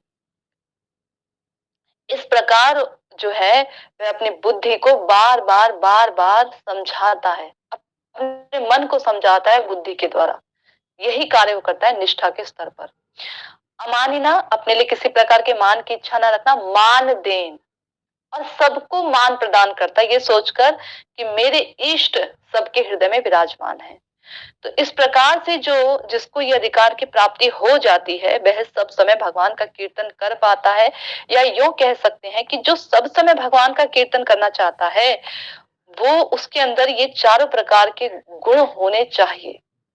निष्ठा का भजन हमें भगवान के प्रति शरणागति का भाव सुदृढ़ करना सिखाता है कि किस प्रकार से भगवान के चरण कमलों में आपको सुदृढ़ अपने मन को, अपनी बुद्धि को करना है। तो शरणागति के 6 भाग होते हैं। अनुकूलस्य संकल्पः, प्रतिकूलस्य विवर्जनम, रक्षस्थिति इति विश्वासो गोप्तृत्वे वर्णम, तथा आत्मनिक्षेप कार्पण्ये षड्विधा शरणागति ही। ये हमारे लिए बहुत जरूरी है। अनुकूल से संकल्प, प्रातिकूल से विवर्जनम, ये दोनों को तो हमने विस्तार पूर्वक द्वितीय याम में जाना था कि अनुकूल को स्वीकार करना, प्रातिकूल से प्रतिकूल का दूर से ही, प्रतिकूल से वर्जनम नहीं कहा, प्रतिकूल से विवर्जनम कहा है कि दूर से ही इसका वर्जन कर देना है। पास भी नहीं जाना आपने, ये सोचना भी नहीं कि चलो देखते हैं कैसा है, ऐसा भी नहीं सोचना। विवर्जनम, दूर से ही प्रतिकूल का परित्याग कर देना है आपको। तो इसके बारे में हमने विस्तार से द्वितीय में जाना। द्वितीय में हमने यही जाना कि क्या हमें करना चाहिए और क्या हमें नहीं करना चाहिए। आगे है रक्षस्थिति विश्वासो गोप्तृत्वे वर्णम तथा आत्मनिक्षेप कार्पण्ये षड्विधा शरणागति। 6 प्रकार की विधि बताई गई है शरणागति की, कि जिसके जीवन में 6 प्रकार की क्रियाएं होती हैं वह भगवान के चरण कमलों में शरणागत रहता है। तो इसमें से 5 तो जो है ना वो तटस्थ लक्षण है शरणागति के, और एक लक्षण स्वरूप लक्षण है, वो है गोप्तृत्वे वर्णम। गोप्तृत्वे वर्णम यानी कि एक साधक को निष्ठा के स्तर पर आकर इस बात का सुदृढ़ विश्वास हो जाता है कि कृष्ण मेरा पालन पोषण करेंगे, कृष्ण मेरा पालन पोषण करेंगे। गोप्तृत्वे वर्णम, इसके अतिरिक्त मैं किसी का भी सहारा नहीं लूंगा। जैसे कि चातक पक्षी होता है, स्वाति नक्षत्र के समय में जो वर्षा ऋतु का जल गिरता है केवल उसी को धारण करता है, उसी को पीता है। उसके अतिरिक्त यदि वह गंगा के किनारे पर भी बैठा हो और वह प्यासा हो तो वह मृत्यु को प्राप्त हो जाएगा, लेकिन उस जल को धारण नहीं करेगा। ऐसा नहीं कि चलो मैं मरने वाला हूं तो कर लेता हूं, नहीं, निष्ठा के स्तर पर यही होता है। कुछ भी हो जाए साधक के जीवन में, वह अपने भजन को तिलांजलि कभी नहीं देगा। कुछ भी हो जाए, चाहे उसका संसार नष्ट हो जाए, चाहे उसके जो परिजन है वो उससे मुख मोड़ ले, चाहे उसका जो धन घर बार आदि है, उसका जो प्रतिष्ठा थी, उसका जो मान सम्मान था वो छीण होने लग जाए, कुछ भी क्यों ना हो जाए, कुछ भी उस साधक के जीवन में क्यों ना हो जाए, वो भजन को कभी तिलांजलि नहीं देगा। कभी ये नहीं कहेगा कि अरे आज मेरे घर में क्लेश हो गया तो चलो अब मैं हरि नाम नहीं करूंगा, आज हम हरि कथा नहीं सुनेंगे, कभी नहीं। और ये निष्ठा का स्तर जितना प्रगाढ़ होता चला जाता है, जितना प्रगाढ़ होता चला जाता है, इस उसके बाद तो मन में भी ये छवि नहीं आती है कि घर में मान लीजिए कोई कोई बात हो गई घर में, तो मन भी इस बात के लिए शोकाकुल, चाहे बाहरी रूप से हो, आंतरिक रूप से मन प्रसन्न रहता है कि मेरा जो चित्त है भगवान के चरण कमलों में लगा हुआ है। तो ये है निष्ठा, निष्ठा की प्रगाढ़ता, निष्ठा का जो भाव है वो ये है कि उसको इतना विश्वास होता है कि कृष्ण ही एकमात्र मेरा पालन पोषण करेंगे ही करेंगे, क्योंकि कृष्ण ने शास्त्रों में ये बात कही है, तेषाम नित्य वियुक्ता नाम योग क्षेमम वहाम्य हम, कि मैं अपने एकांतिक भक्तों का योग क्षेम वहन करता हूँ, जो नित्य रूप से मुझसे युक्त रहता है, नित्य रूप से। इसलिए बोला कीर्तन या सदा हरि। निष्ठावान भक्त की एक और पहचान होती है, निष्ठावान भक्त जो शास्त्रों का जो शास्त्रों की जो बातें हैं उन पर उसको सुदृढ़ विश्वास होता है। यो तो ये बात श्रद्धा में ही हो जाती है, श्रद्धा में ही उसको शास्त्रों के ऊपर सुदृढ़ विश्वास हो जाता है, लेकिन निष्ठा के स्तर पर आकर उसको शास्त्रों के वचनों पर अगाध श्रद्धा हो जाती है, प्रगाढ़ जिसको बोलते हैं ना, बिल्कुल गाढ़ श्रद्धा, ऐसी श्रद्धा उसकी हो जाती है निष्ठा के स्तर पर आकर। यानी शास्त्रों में कहे गए शब्द बेशक उसको समझ ना आ रहे हो तो भी उसको इस बात का विश्वास होता है कि शास्त्र में जो लिखा गया है 100% सत्य बात लिखी है, सत्य लिखा है। बेशक उसको समझ में ना आ रहा हो, उसको उसकी अनुभूति ना हो रही हो, कुछ नहीं हो रहा है, तो भी उसको पता लगता है कि बिल्कुल 100% बात सत्य है शास्त्र में जो कही गई है। इसलिए ये जो गोप्तृत्व वर्णम है ये हमारे जीवन में जरूर होना चाहिए। बेशक बाकी अनुकूल से संकल्प, प्रातिकूल से विवर्जनम थोड़ा हमसे ऊपर नीचे हो जाए, हम वो अनुकूलता को उतने ठीक ढंग से ना कर पाए, प्रतिकूलता को उतने ठीक ढंग से हम विवर्जन ना कर पाए, लेकिन इस बात को सुदृढ़ अपने जीवन में गांठ बांध लेनी चाहिए कि एकमात्र कृष्ण के अतिरिक्त अब हमारा सर कहीं और झुकेगा ही नहीं। सर कटा सकते हैं लेकिन और जगह सर झुका सकते नहीं। केवल एक जगह सर झुकाएंगे, कृष्ण के चरण कमलों में, बस। कृष्ण और कृष्ण से संबंधित जो तदीय वस्तु हैं, उनके चरण कमलों में हम अपना सर झुकाएंगे। ये एक साधक के जीवन में दृढ़ता होनी चाहिए, तभी तो भक्ति करेगा आगे। यही नहीं उसको विश्वास है कि कृष्ण मेरा पालन पोषण करेंगे, कृष्ण मेरी रक्षा करेंगे, फिर किस बात का। जैसे कि सन्यास ले लेते हैं, सन्यास के पथ पर हम चले जाते हैं, सन्यास ले लेते हैं। सन्यास लेने के बाद हम धन में, हम मंदिरों में, हम ये जो जमीन जायदाद होती है, इसमें हम पड़े रहते हैं। अरे ये जमीन हमारी है, ये जमीन फलाने की है, इसमें इतना ले लो, चलो इसमें ये केस डाल दो, चलो इसमें ये केस डाल दो, ये जमीन नहीं मिलती। तो गोप्तृत्व वर्णम कहाँ रहा जो स्वरूप लक्षण था शरणागति का। हम तो धन के, जमीन के चक्कर में फंसे रह गए। और सन्यास का क्या अर्थ होता है? तन से, मन से, वचन से जो भगवान के चरण कमलों में शरणागत हो जाए, वो सन्यासी है।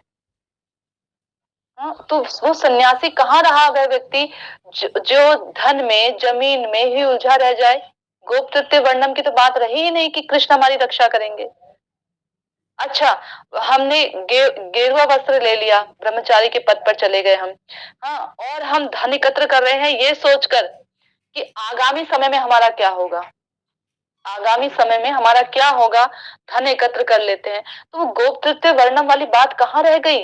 वो शरणागति जो स्वरूप लक्षण है, शरणागति का मुख्य लक्षण जो था, जो प्राण है शरणागति के, कि कृष्ण ही एकमात्र हमारे स्वामी हैं और उनके अतिरिक्त हम और किसी पर विश्वास नहीं करते, वो कहाँ रह गया भाव? फिर तो वो उस पद से भी गिर गया ना। और गृहस्थ जीवन में, गृहस्थ जीवन में भी यदि गृहस्थ भक्त ये ना सोचे कि ये ठीक है, ये मेरे परिवार के जन हैं, ये मेरे साथ में रह रहे हैं, हम कर्मानुसार एक साथ आके इकट्ठे हो गए हैं, मुझे इनका अपमान नहीं करना है, जितना हो सके मुझे इनकी सेवा करनी है, लेकिन वास्तव में मेरे ही एकमात्र स्वामी कृष्ण हैं, वास्तव में वही मेरा भरण पोषण करते हैं। अगर कल को मान लो मुझे निकाल भी दिया गया, तो मेरे एकमात्र स्वामी कृष्ण रहेंगे, वो मेरा भरण पोषण करेंगे। जितनी विश्वास मानिए इस बात पर, जितना हमारा विश्वास सुदृढ़ होगा ना, हमारे अनर्थ चाहे भरपूर, बड़े से बड़े पहाड़ भी हमारे अनर्थों के खड़े हों, हमारा विश्वास उन अनर्थों को तोड़ देता है। भगवान को अंत में आकर हमारे सामने झुकना ही पड़ता है, भगवान को हमारा उद्धार करना ही पड़ेगा। किस बल पर? उस विश्वास के बल पर। और हम चाहे कितना भी दिन रात सुबह शाम कितने भी घंटे बजा ले, कितने भी माला फेर ले, पर विश्वास नहीं है हमें, भगवान पर विश्वास नहीं है, तो वो तो फिर बात नहीं बनती है, वो बात नहीं बनेगी। ठीक है, पर भगवान की उस पर प्रसन्नता नहीं होगी। विश्वास में इतना बल होता है, भगवान इस विश्वास के मारे ही रीझ जाते हैं। कितनी तो समस्या हमारे इस विश्वास से ही दूर हो जाती। इसीलिए भक्ति में हमको ये हमेशा विश्वास रखना पड़ेगा कि हमारे अंदर सैकड़ों अनर्थ हैं, हम इस बात को स्वीकार कर रहे हैं। हम सैकड़ों अपराधों से गिरे हैं, हम इस बात को भी स्वीकार कर रहे हैं। हम हर प्रकार से हम अत्यधिक पतित हैं और हम इस बात को हृदय से मानते हैं, लेकिन सामने हम लोगों के नहीं बताते हैं, हम इस बात को भी स्वीकार कर रहे हैं। सब बातें हमें स्वीकार है, लेकिन क्या बात है, एक वो भजन है ना, एक कीर्तन है, गोपीनाथ मम निवेदन सोनो, विषय दुर्जन सदा काम रत, किछु नाही मोर गुणा। गोपीनाथ अमित भरसा तुमी, सकल दुर्जन तारिता तुमहि, विनोद था किलबासी। भजन बहुत बड़ा है, मैंने आधी-आधी लाइनें जोड़ी हैं इसकी। तो एक इसमें भजन तो भक्तिनाथ ठाकुर जी का है, लेकिन एक साधक के लिए है कि एक साधक गोपीनाथ को ये बात बता रहा है, यानी भगवान को ये बात बता रहा है कि प्रभु मेरे अंदर अनंत अनंत कोटि अवगुण हैं, अनंत कोटि अवगुण हैं। इन अनंत कोटि अवगुणों के कारण जो है मेरी मति जड़ हो गई है, मेरी कर्मों में लगे होने के कारण मैं भक्ति नहीं करता हूँ, मुझे भक्ति का कुछ भी ज्ञान नहीं है, कुछ समझ नहीं आता मुझे। उसके बावजूद भी आमित भरोसा तुम्हें, मुझे फिर भी आप पर ही एकमात्र भरोसा है। क्यों भरोसा है? क्योंकि मैंने आपका इतिहास देखा है। आपका क्या इतिहास देखा है? अपना इतिहास तो बता चुका है ना कि मेरे अंदर बहुत अवगुण है। मैंने आपका इतिहास देखा, ये तो मेरा इतिहास था। अब आपका इतिहास जब मैंने देखा कि आपने तो सकल दुर्जनों को भी तार दिया, कम से कम ऐसे लोगों को तार दिया जो आपको मारना चाहते थे, जो जो आपकी निंदा करते थे, जो आपको गालियां देते थे, जो आपके प्रति हमेशा द्वेष भाव रखते थे, जो कभी आपके सुख के लिए सोचते नहीं थे, ऐसे लोगों को आपने तारा। तो प्रभु मैं तो उनसे थोड़ा उन्नत ही हूँ, कम से कम मैं आपको गाली नहीं दे रहा, कम से कम मैं जो हूँ आपका अहित नहीं सोचता। मैं अपने अनर्थों के कारण, अपने अपराधों के कारण आपके चरणों में शरणागत नहीं हो पाता हूँ, ये मेरी गलती है, मेरा दुर्दैव है, मेरा दुर्भाग्य है, मैं इस बात को स्वीकार करता हूँ। लेकिन मेरा आप पर ये भरोसा, एकमात्र मेरे भरोसा आप ही हैं। क्यों? क्योंकि अगर आपने मुझे छोड़ दिया, यदि आपने मेरी उपेक्षा कर दी, तो ताहित गति कबे मोर, कि तब मेरी गति क्या होगी मुझे मालूम नहीं, और मेरी गति कब होगी ये मुझे मालूम नहीं। मेरी गति क्या होगी? अगर आपने मेरी उपेक्षा कर दी तो कहीं भी मेरी गति नहीं हो सकती, कोई मेरा उद्धार नहीं कर सकता। इसमें एक लाइन और जोड़ देनी चाहिए कि हम चाहते ही नहीं कि आपके अलावा कोई हमारा उद्धार करे। अगर ब्रह्मा जी आकर भी ये कहें कि आओ मैं तुम्हारा चलो उद्धार कर देता हूँ, भक्त वैष्णव की दृष्टि से वो हम पर कृपा कर दें, वो एक अलग बात है। लेकिन सर्वे सर्वा मानकर अगर हम उनसे कहें कि आप हमारा उद्धार कर दो, तो हम इसको नहीं चाहते। हम तो यही चाहते हैं कि एकमात्र आप ही हमारा उद्धार करें। हम सकल दुर्जन, आपने सभी दुष्टों को, सभी दुर्जनों को तार दिया। विनोद था किलो बसी, विनोद भक्ति विनोद ठाकुर जी कह रहे हैं, आपने मुझ में ऐसी कौन सी कमी देख ली? मैं रोते रोते अब थक गया हूँ, वृद्धावस्था आ गई है, आपने मुझ में ऐसी कौन सी कमी देख ली? यूं तो कमियों का भंडार हूँ, लेकिन दुर्जनों से तो ठीक ही हूँ प्रभु। दुर्जनों से, ऐसे दुर्जनों को जिन्हें तुमने तारा, मैंने आपका इतिहास सुना है, सर्वलोक में फैला है कि आपने कैसे कैसों को तारा है। इस प्रकार से गोप तृतीय वर्णम जो है हमारी भक्ति का प्राण होते हैं। तो इसी के विषय में श्लोकों को आगे बताया गया है कि ये जो गोप तृतीय वर्णम है, यानी ये जो भगवान के चरण कमलों में ये भाव रखना कि भगवान हमारी एकमात्र रक्षा करेंगे, वही हमारा पालन पोषण करेंगे। गोप्तृत्व वर्णम यानी वही हमारा पालन पोषण करेंगे, भक्ति में हो चाहे संसार में हो, हमारा पालन पोषण वही करेंगे। इसमें कहा गया कि यदि एक जो साधक होता है वो क्या सोचता है, इदम शरीरम शत संधि जर्जरम पतत्य वश्यम परिणाम पेशलम, ये मुकुंद माला का श्लोक है। किम औषधम पृच्छसी मूढ़ दुर्मते निरामयम कृष्ण रसायनम पिब।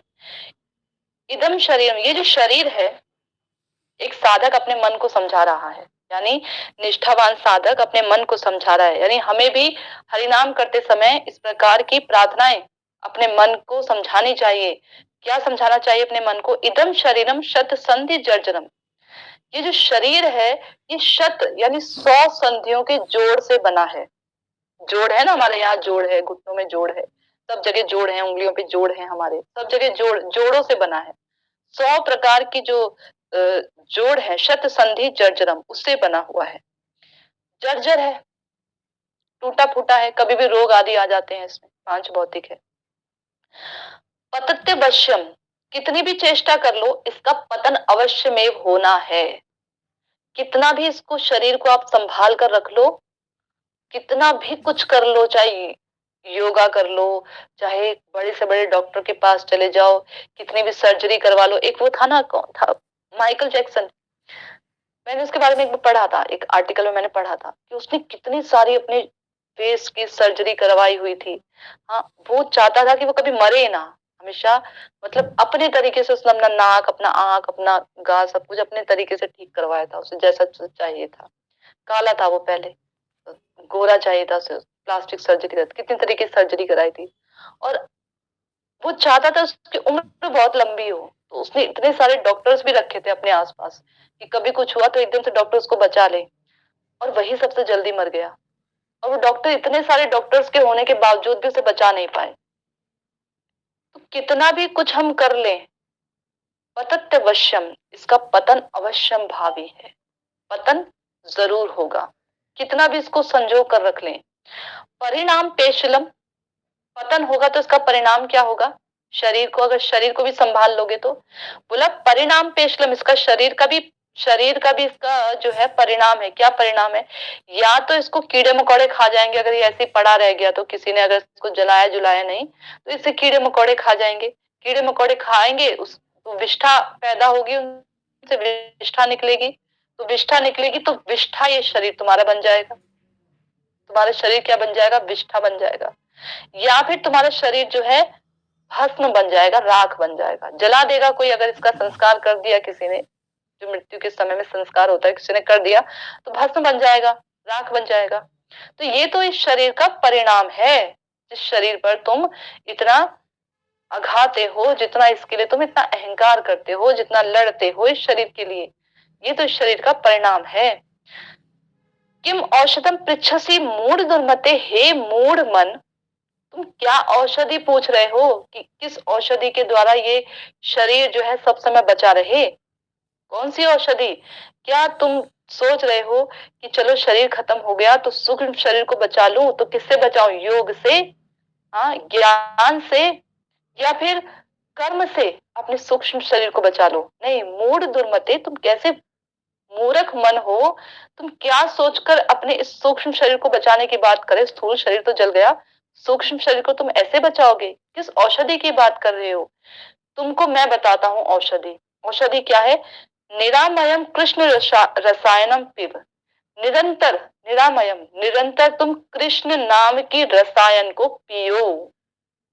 पियो, पानी पी जाते हैं ना, पानी पी जाते हैं और पता ही नहीं लगता कि एक घूंट में पानी, पानी के कितने एटम्स, कितने कण हमारे अंदर चले गए, पता ही नहीं लगता। पी जाते हैं बस एक घूंट में।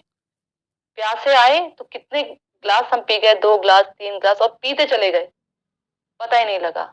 तो ऐसे ही रसायनम पिव, तुम पियो उस रसायन को। तुम ये मत सोचो अब मैं इतना नाम करूंगा, बस इतना नाम करूंगा, बस हो गया।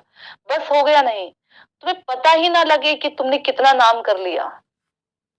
यानी निरामयम, निरंतर तुम भगवान का नाम लेते रहो। कृष्ण रसायन ही, कृष्ण नाम का रसायन ही एक ऐसा रसायन है जो तुम्हें बचा सकता है, अन्य कोई रसायन तुम्हें बचा नहीं सकता। तो इस प्रकार की प्रार्थना एक निष्ठावान साधक की होती है।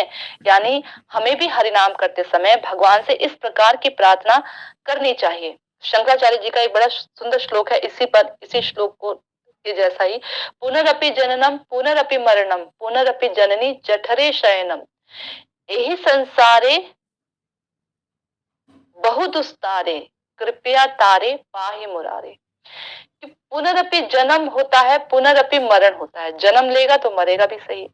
पुनरपि जननी जठरे शयनम, जननी के गर्भ में, जठराग्नि में उसको प्रवेश करना पड़ता है। अब वो जननी चाहे कोई भी हो, चाहे कुत्ते की योनि में हो, चाहे शेर भालू की योनि में हो, चाहे मनुष्य की योनि में, चाहे कीड़े की योनि में। पुनरपि जननी पुनरपि मरणम पुनरपि पुनरपि जननी जठरे शयनम, यही संसारे बहु दुस्तारे, ये संसार बहुत दुस्तर है, इससे तुम पार नहीं उतर सकते। तुम सोचो यदि अपने प्रयास से संसार को पार करना, तो बहुत दुस्तारे, तुम पार नहीं कर सकते, बड़ा दुस्तर है। समुद्र में जैसे बार बार लहरें आती हैं, पछाड़ खा के गिरा देती हैं, ऐसे ही तुम कितना जाने का प्रयास करो, तुम पछाड़ खा खा के बार बार गिर जाओगे।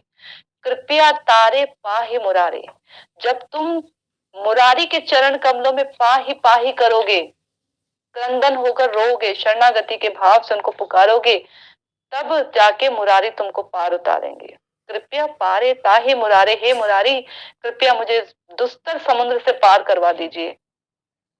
शंकराचार्य जी का बड़ा सुंदर श्लोक है, बड़ा ही, ये जो जितने भी श्लोक हैं इस तृतीयाम साधन में, जितने भी श्लोक हैं, जितने भी श्लोक आएंगे, ये सारे श्लोक इसी प्रकार के हैं।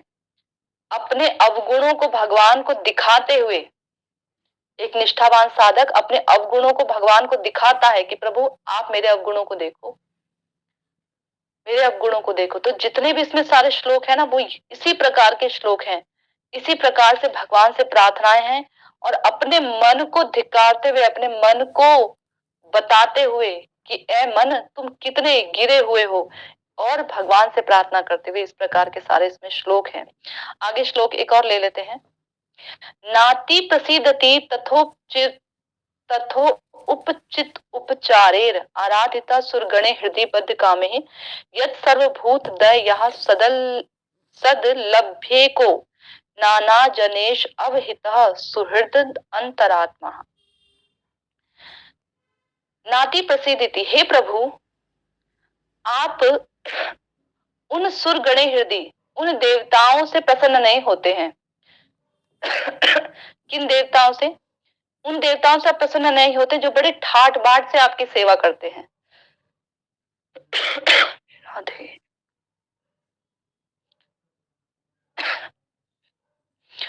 ठाट बाट से जो आपकी सेवा करते हैं, ऐसे देवताओं से आप प्रसन्न नहीं होते हैं। क्यों? बद्ध काम है, उनके हृदय में कामना वासना रहती है ना, वो कामना वासना से बिधे रहते हैं, इसलिए आप उनसे प्रसन्न नहीं होते हैं। ऐसे ऐसे लोगों से, ऐसे देवताओं की पूजा से भी आप प्रसन्न नहीं होते। कोई ये कह दे कि देवताओं के तो समीप है ना, उनसे तो प्रसन्न हो जाएंगे, तो नहीं नहीं, नाति प्रसिद्धति, आप प्रसन्न नहीं होते उनसे, देवताओं से प्रसन्न नहीं होते। यद सर्वभूत दया सद लभ्य ये को, जबकि आप सभी भूतों के हृदय में विराजमान रहते हैं, सभी जीवात्माओं के हृदय में विराजमान रहते हैं, और आप में दया का भाव है, तो भी नाना जनेश अवहितः, नाना प्रकार के जीवों के प्रति आप प्रसन्न हो जाते हैं। सुहृद अंतरात्मा, क्योंकि आप अंतरात्मा हैं, तो भी आप देवताओं के प्रति प्रसन्न नहीं होते। प्रभु देवताओं के प्रति आपकी प्रसन्नता नहीं होती। वेदेशु दुर्लभो अदुर्लभम आत्म भक्तो, भगवान अपने आत्म भक्तों के लिए तो अदुर्लभ बने रहते हैं। गोविंदम आदि पुरुषम तम हम भजामी, लेकिन दुर्लभ किन के लिए बने रहते हैं? वेदों के लिए, और जो अन्य अन्य जो देवता हैं, इन लोगों के लिए भगवान दुर्लभ बने रहते हैं, समझ ही नहीं आते भगवान। और अपने भक्तों के लिए भगवान झट से समझ में आ जाते हैं। भक्तों को बड़ा पता लग जाता है कि भगवान कितने दयालु हैं, भगवान कितने महिमावान हैं। औरों को पता नहीं लगता भगवान की महिमा का। क्यों? क्योंकि अदुर्लभम आत्म भक्तो, आप अपने भक्तों के लिए अदुर्लभ है ना, जल्दी प्राप्त हो जाते हैं। भगवान का जो जो शास्त्र होते हैं, भगवान कितने दयामय होते हैं। देखो, भगवान हमारे लिए शास्त्रों को भेजते हैं, गुरु को भेजते हैं, वैष्णवों को भेजते हैं, और तो और भगवान को इनसे चैन नहीं मिलता है तो स्वयं आ जाते हैं कि मेरे भक्त इनकी तरफ नहीं देख रहे हैं, मेरे मेरे बच्चे हैं, मेरे संतान हैं, वो इनकी तरफ नहीं देख रहे हैं, शास्त्रों की तरफ, गुरु की तरफ, वैष्णव की तरफ नहीं देख रहे हैं, मैं ही आ जाता हूँ। तो स्वयं भी भगवान आ जाते हैं अपने सुख को छोड़कर। भगवान के धाम में तो आनंद ही आनंद है ना, तो भगवान अपने आनंद को छोड़कर इस प्रपंचमय जगत में अवतीर्ण हो जाते हैं। अवतीर्ण होते हैं तो भगवान प्रपंचमय नहीं बन जाते, भगवान इस जगत में, प्रपंचमय जगत में आते हैं, और हमारे जैसे जीवों के लिए अनेकानेक प्रकार की लीलाएं करते हैं, ताकि हम उन लीलाओं को सुने, भगवान के रूप को। अगर भगवान ना उतरे होते, मान लीजिए ऋषि महर्षियों के हृदय में भगवान ना स्फुरित हुए होते, भगवान ना दिखाते दया, भगवान को क्या जरूरत है दया दिखाने की? अगर हमारा उद्धार नहीं हो रहा है, हम नहीं तर रहे हैं, तो भगवान को क्या जा रहा है?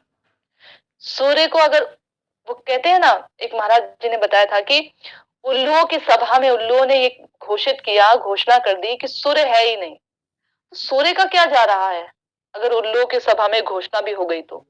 निकृष्ट लोगों की सभा में हमारे जैसे लोग अगर भगवान की तरफ मुड़े ना, तो भगवान का क्या जाएगा? कुछ नहीं जाएगा। तो भी भगवान अपना आनंद छोड़कर हमारे पास आते हैं, हमारे हमें, ताकि हम उनके गुणों को देखें। अगर ऋषि मुनियों के हृदय में भगवान स्फुरित ना होते, मान लो, हाँ, शास्त्रों में भगवान अपने रूप का बखान ना करते, कुछ नहीं करते, तो हमें तो पता ही नहीं लगता कृष्ण कैसे दिखते हैं। अच्छा, हमें तो पता ही नहीं लगता कि कृष्ण नाम भी कोई नाम है। शास्त्रों ने हमें बताया, भक्तों ने हमें बताया, तब तो हमें पता लगा कृष्ण भी कोई नाम है। वरना बचपन से तो हमें पता ही नहीं था। केवल सुनते बढ़ते, साल भर में जन्माष्टमी आती थी, किसी ने व्रत रख लिया, किसी ने नहीं भी रखा, कई मंदिरों में झांकियां वाकियां देख ली, थोड़ा सा झूला डुला लिया, बस हो गया, हो गई जन्माष्टमी हमारी। दिन के 12, रात के 12 बजे खा पी के आराम से बस हो गया जन्माष्टमी, इतना हम करते थे बस। अच्छा, भगवान ने हम पर कृपा करके हमको दिखाया, हमको गुरु से मिलाया, वैष्णव से मिलाया, शास्त्रों से मिलाया, और उस पर भी भगवान को चैन ना पड़ा, तो भगवान खुद हृदय में स्फुरित बार बार होकर हमको प्रेरणा देते हैं, अरे भजन कर लो, भजन कर लो, जीवन निकला जा रहा है, भजन कर लो, कब करोगे? इतनी सुंदर मैंने तुमको मनुष्य जीवन दिया, भारत भूमि में जन्म दिया, और तो और अभी कुछ समय पहले एक मैंने किसी के फोन पे एक वीडियो देखी थी, उसमें वो जिंदा जानवर, उसकी गर्दन नहीं थी, वो जानवर तड़प रहा था। वो तड़पता हुआ जानवर, उसको जो है सब्जी में, ग्रेवी सी थी सब्जी, और नीचे से भट्टी जल रही थी, आग जल रही थी, उसमें उसको डाल रहे थे, वो बेचारा पैर ऐसे ऐसे हिला रहा था जानवर। हाँ, पता नहीं क्या क्या था, उसका गर्दन नहीं था, मुझे समझ ही नहीं रहा था वो था क्या। तो इस प्रकार का भोजन तो विदेशों में प्राप्त होता है। भगवान ने तो हमको बहुत बढ़िया भारत भूमि में जन्म दिया, जिसमें हम रोटी दाल चावल खाते हैं। हाँ, इतना सुंदर भगवान ने हमको जन्म दिया, सब प्रकार का। ठीक है, 3 समय बहुत बढ़िया 56 प्रकार का भोजन नहीं करते, लेकिन पेट भर भोजन हमको भगवान ने प्रदान किया है, बढ़िया से है, सब कुछ ठीक ठाक है। उसके बावजूद भी हम भजन नहीं कर रहे हैं, ये हमारा ही कह लीजिए, हमारा ही अभागा, हमारा ही मन है, दुर्दैव हमारा ही है। उसके बावजूद भी हम भजन नहीं कर रहे हैं, उसके बाद भी हम भगवान के प्रति शरणागति का भाव हमारे हृदय में नहीं आता है। जब हम भजन करते हैं ना, तो इस शरणागति के स्तर को क्यों कहा गया निष्ठा में, कि ये भाव हमारे अंदर सुदृढ़ होने लगता है, वह व्यक्ति भगवान की महिमा को देखने लगता है कि भगवान ने उसके लिए कितना कुछ किया है, भगवान ने उसके लिए कितना कुछ किया, भगवान कहाँ ऊपर आनंद मग्न में थे, और उस साधारण जीव के लिए भगवान साधारण ही तो है। एक प्रधानमंत्री अगर करोड़ों की भीड़ में से उठकर किसी साधारण व्यक्ति का हाथ पकड़ ले, तो वो व्यक्ति साधारण नहीं रह जाता। तो भगवान उस इस असंख्य ब्रह्मांडों में से भगवान ने आकर हमारा हाथ पकड़ा, भगवान ने हमें अपने भजन की ओर उन्मुख किया, हमारा मुख किया अपनी ओर, तो हम साधारण नहीं रह गए। अब हमारी बारी है कि हमने कितना भगवान को वापस लौटाना। भगवान कहते हैं ना, ये यथा माम प्रपद्यन्ते दासते भजाम्यहम्, जो जिस प्रकार मेरा भजन करता है उस प्रकार से मैं उसको देख। अरे, हमारा भाव ये होना चाहिए कि भगवान ने हमारे लिए बहुत कुछ कर लिया, अब हम भगवान को कितना दें, अब हम भगवान को कितना दे सकें। तो ये होड़ हमारे अंदर होनी चाहिए, तब भगवान को जो है हम रिझा पाएंगे, तब हम भगवान को कहीं जाकर मना पाएंगे। अन्यथा तो हमारा, यदि हम ठीक ढंग से भजन नहीं करेंगे ना, तो बस भजन चल रहा है, रेंग रहा है, हो रहा है, बस हो ही रहा है, कभी ना कभी किसी जन्म में भगवत कृपा होगी, अभी भी हो ही रही है। लेकिन कभी झकझोरेंगे, करंट के झटके थोड़े लगेंगे, थोड़ा दिमाग आएगा सेंटर पर, तब शायद थोड़ा कुछ करें। बस चल रहा है, ऐसा ही है। लेकिन जब हम भगवान की कृपा को देखना बहुत जरूरी है। एक साधक जब तक भगवान की कृपा को नहीं देखता, वो कभी, उसका हृदय द्रवित हो ही नहीं सकता। जब वह भगवान, जब हम किसी ने हमारे लिए कुछ किया, और जब हम उसके किए हुए को देखते हैं, समझते हैं, मानते हैं, तो हम उसके प्रति समर्पित होते हैं। तो भगवान ने हमारे लिए कुछ किया, जब तक हम उनकी कृपा को ना देखें, उनके किए हुए उपकारों को ना देखें, तब तक हमारा हृदय समर्पित नहीं होगा भगवान की तरफ। इसलिए शरणागति का भाव इस तृतीयाम साधन में प्राण है। भक्ति का प्राण ही शरणागति है। परंतु इसमें जितने भी प्रकार के श्लोक बताए गए, वो सब यही श्लोक हैं कि किस प्रकार से जो है एक साधक की भगवान के प्रति प्रार्थना होनी चाहिए, उसका जो भाव होना चाहिए वो कैसा होना चाहिए, उसकी निष्ठा का स्तर कैसा होना चाहिए। भगवान भेदभाव करते हैं, जैसे बोला गया ना, देवताओं पर भगवान दया नहीं करते हैं, साधारण जीवों पर करते हैं। तो क्यों भगवान भेदभाव नहीं करते हैं? भगवान तो बोल चुके हैं ना भगवत गीता में कि जो जिस प्रकार से मेरा भजन करता है उसी प्रकार से चाप्य हम, मैं उसी प्रकार से उसका भी उसको प्रदान करता हूँ फल। तो जिस प्रकार से हमारा भजन होगा, जिस प्रकार से हमारी भावना होगी, उसी प्रकार से ललित श्याम सुंदर हमारे हृदय में नाचेंगे। ठीक उसी प्रकार से हमारी क्रियाएं होंगी और भगवान की क्रियाएं भी उसी प्रकार से होंगी। आगे हम तृतीय याम में बहुत सारे सुंदर सुंदर श्लोक हैं। इसके बाद जितने भी याम है ना, सब में उस याम के अकॉर्डिंग ही सब में प्रार्थनाएं हैं, और बड़ी सुंदर प्रार्थनाएं मुझे बड़ी सुंदर लगती हैं प्रार्थनाएं। भगवान के चरण कमलों अर्पित की गई प्रार्थनाएं बड़ी सुंदर लगती हैं। तो आप सबसे भी निवेदन है कि इन सभी याम के प्रार्थनाओं को जितना हो सके हमसे, हम जितना कर पाए भगवत कृपा से, इन सभी प्रार्थनाओं को हम सुने, और ना केवल सुने, भगवान के चरण कमलों में हम इन प्रार्थनाओं को दोहराएं। ये प्रार्थनाएं हमारे लिए वास्तव में बोली गई है। मुकुंद माला श्लोक में देखिए कितना सुंदर श्लोक बोला है, इदम शरीरम शत संधि जर्जरम। ये इन प्रार्थनाओं को हम दोहराएं अपने जीवन में, बार बार बार बार अपने मन में बैठा ले इस बात को, ताकि जब कभी अगला जन्म हमारा हो तो हमें यहाँ से शुरुआत ना करनी पड़े, हम आगे से शुरुआत करें, बैठ जाए हमारी मन में, हमारी बुद्धि में, हमारे चित्त में ये सब बातें एक लकीर की तरह, गाढ़ लकीर की तरह खिंच जाएं कि अब हमको केवल भगवान के चरण कमलों में शरणागत होना है, ताकि जब कभी हमारा जन्म हो, अब जब कभी हो ऐसा हो, तो हम वहां से अपने भजन को शुरू करें। लेकिन फिर भी हमें इस अपने जन्म को तो नहीं गंवाना चाहिए। भगवान का भजन हमें करते रहने का प्रयास करना चाहिए, भगवान से प्रार्थना करनी चाहिए। प्रार्थना में बहुत बल है, भगवान सुनते हैं, और इन प्रार्थनाओं के कारण ही हमारा हृदय जो है द्रवीभूत होता है, और भगवान को द्रवीभूत चित्त अत्यंत ही अत्यंत पसंद है। ठीक है, तो यदि किसी का कोई प्रश्न उत्तर हो तो अपने प्रश्नों को ले सकते हैं। हम एक प्रश्न को, एक माता जी का प्रश्न था चंडीगढ़ से, उन्होंने पूछा था प्रश्न कि मेरा जो है भजन नहीं हो रहा है, मेरा नाम नहीं हो रहा है, मैं क्या करूं? तो नाम, मैंने कई बार ये चीज बताई है कि हमारा नाम नहीं हो सकता है अभी, हम अभी नाम नहीं कर सकते हैं। नाम तब होता है जब नाम भाव अवस्था में हम पहुंच जाते हैं, तब हमारा नाम होता है। अभी तो नाम करना पड़ेगा, जबरन, जबरदस्ती मन को समझाना पड़ेगा, करने के लिए उसको बिठाना पड़ेगा। बच्चा शुरू शुरू में पढ़ाई नहीं करता है, क्योंकि उसको, बच्चे को हित नहीं मालूम है ना, इसलिए बच्चा पढ़ता नहीं है। हमको हित नहीं मालूम है, हमको हित कहाँ लगता है, हमको हित लगता है संसार में, हमको लगता है हमको मान सम्मान मिले, ये हमें बढ़िया लगता है, हमारे घर में पैसा आई हमें बढ़िया लगता है, हाँ, हमारे घर में सब कुछ बढ़िया से, हमारे रिश्तेदार, हम जिनसे हम प्रेम करते हैं वो सब बने रहे, उनसे हमारा प्रेम बना रहे, ये हमें बढ़िया लगता है। अभी अभी हमें ये बढ़िया लगता है। तो भजन कैसे होगा हमारा? भजन तो तब होगा, अपने आप से भजन तब होने लगेगा जब हम भाव अवस्था में पहुंच जाएंगे। अभी भजन करना पड़ेगा हमें, जबरदस्ती, जब बच्चे को जबरदस्ती पढ़ने के लिए बिठाना है, बालक बुद्धि है अभी हमारी, हमें नहीं पता हमारा हित अहित किसमें है। समर्पित होकर भगवान का भजन करो, होगा नहीं। ये मत सोचो हमारा भजन नहीं हो रहा है, हमसे माला नहीं हो रही है, हमारा कुछ नहीं हो रहा है, हमारा अभी हमारा कुछ नहीं होगा। बस करो, करो, हरि नाम करो, शास्त्रों का अध्ययन करो, साधु संग करो, सब करो। होगा जब साधु संग अपने आप होगा, जब साधुओं की कृपा होगी तब होगा भी, एक समय भी आएगा जब होगा, पर अभी करो, जबरन करना पड़ेगा।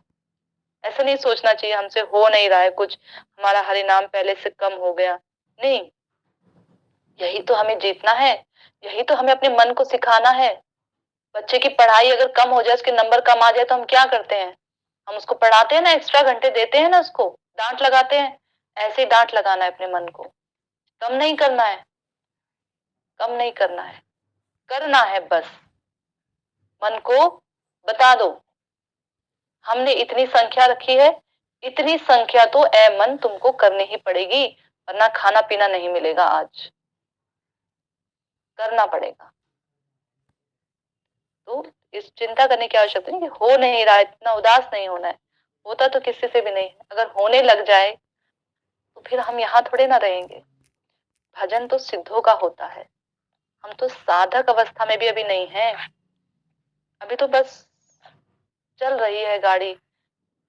विश्वास रखिए, है ना, गोप्तृत्व वर्णम, विश्वास रखिए कि भगवान हमारा साथ नहीं छोड़ेंगे। विश्वास में बहुत बल है, विश्वास रखिए इस बात का। अन्य किसी का प्रश्न है तो ले सकते हैं। ठीक है, फिर हम अपनी वाणी को यहीं